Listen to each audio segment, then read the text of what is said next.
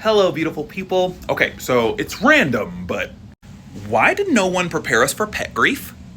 Yeah, sure. As a kid, you have a pet, and your mom and dad tell you, oh, it'll be, they're going off to pet to doggy heaven or cat heaven, whatever. Oh, they're playing, they're frolicking in a field. That's as far as the conversation ever went. So now here we are, almost 40 years old, and collapsing over the death of our dog because we don't have the emotional tools to deal with it.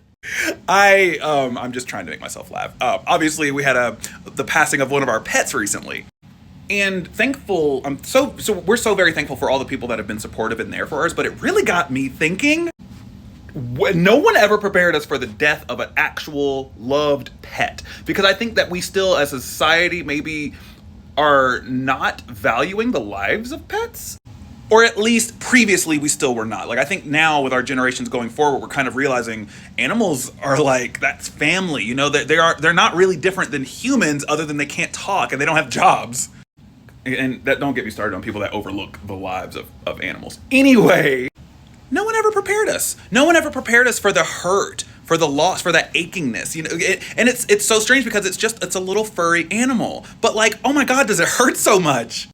It's like the worst things about a breakup and like the death of like a relative. It's like we pull up our car, we lock it, which makes the horn honk. And traditionally, whenever the horn would honk, Dragon would lose her mind.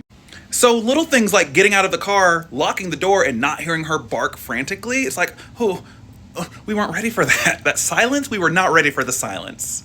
Going further than that, we have other animals. How do you grieve this one giant loss while still supporting and loving the ones you still have with you? You know what I mean? And again, these are not people. You can't talk to any of these motherfuckers. These are animals. And so it's like the relationship is different. It is more intimate in a way because it's just body, it's just energy. It is pure love that you share with these animals. So this might be controversial, but to me, the death of an animal is far more devastating than the death of a human.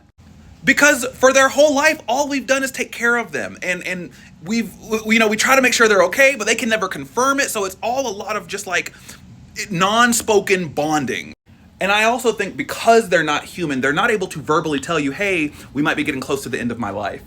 So you spend however long the end of their life is, kind of second guessing if it's even happening. Is the time now?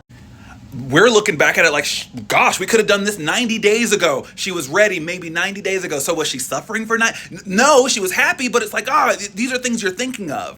So I think the grief is different because the aftermath is truly different. There are no letters to find from Dragon for her to express how happy she was on the walk we took back in June of 2019. You know what I mean? There's no will that Pookie's gonna leave when she's on her way out that's gonna say, hey, I loved you so much, you did all the right things, and here's what to do with my possessions. You know what I'm saying? I think, unfortunately, previous generations valued human life so much to the point where they just overlooked animal life, which we are still animals. We are mammals. It's just a big random rant, and this video is over 3 minutes long. I'm gonna stop talking. Pet grief is weird. We're not prepared for it. Love you all so very much, and I will post more soon.